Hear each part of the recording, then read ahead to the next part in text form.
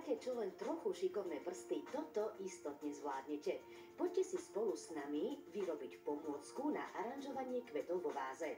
Potrebujete k tomu len pár vecí. Stačí nám na to hmota schnúca na vzduchu, válček na cesto a treba spečiatky, ktorými môžeme dekorovať farby, čokoľvek ďalšie. Nič iné nepotrebujeme. No vidíte, nič zložité a aj samotný postup práce je veľmi rýchly. S hmotou sa pracuje podobne ako s cestom, takže uchopte do ruky valček a na podložke si vyvaľkajte tenší plát, približne 0,5 cm hrubý. Jeho potrebnú veľkosť si odmeriate veľmi jednoducho. Stačí, ak na ňo položíte vázu otočenú hore dnom. Tak získate presný rozmer vašej budúcej pomôcky na aranžovanie kvetov.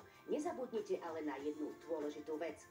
Plát, ktorý si vyvalkáme, by mal byť o niečo väčší ako ten obvod tej vázičky, toho hrdla vázičky, aby nám tá hmota vlastne prepadla ako keby cez ten okraj a tým pádom bude krásne vlastne držať na vázičke. Hmota je veľmi tvárna, takže sa s ňou môžeme už pekne zahrať, môžeme ju rôzne dozdobiť, môžeme ju vytvarovať do rôznych tvarov a naozaj sa s tým zahrať a vytvarovať si taký držia, ktorý nám bude vyhovovať. Kým je hmota ešte tvárna, spravíme do nej aj otvory. To je to najdôležitejšie, pretože do nich budete vkladať jednotlivé kvietky. Podľa toho, aké kvety budeme aranžovať, tak podľa toho použijeme aj niečo, čím vlastne vytvoríme tie dierky. Čiže dierky by mali mať veľkosť podľa toho, aké kvety tam budem dávať.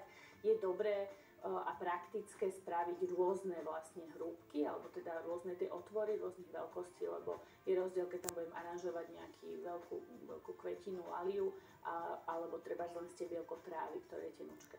A na výrobu otvorov môžete použiť napríklad vrchnáky od fixiek rôznych veľkostí. Tiež je dobré z nejakého kartónu si napríklad vystrihnúť presne taký istý obvod, ako je to hrdlo vázičky. Je to pomôcka iba na schnutie hmoty, aby nám hmota vyschla v tom požadovanom tvare. Po vyschnutí hmoty si ju môžete prípadne ešte aj podľa vlastnej ľubovôle zafarbiť. Hmota je vytvorená na báze papiera, takže môžeme na to použiť prakticky akékoľvek farby, či už akrylové, kriedové, akékoľvek chcete.